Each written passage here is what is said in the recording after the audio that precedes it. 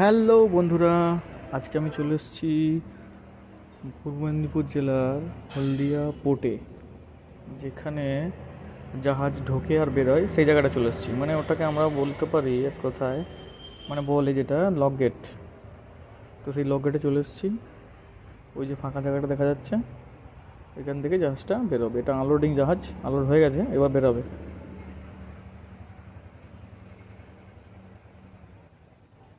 এই যে engine start হয়ে গেল। ওইখানে রশ্মি যে বাঁধা হয়ে আছে, ওই যে ওখান থেকে ওটা বাঁধা থাকবে, আর এইটা স্টার্ট হয়ে গেছে, এবার এগাবে। এই যে আস্তে আস্তে করে এগাচ্ছে। এইভাবে ও ওইখান থেকে বেরিয়ে যাবে।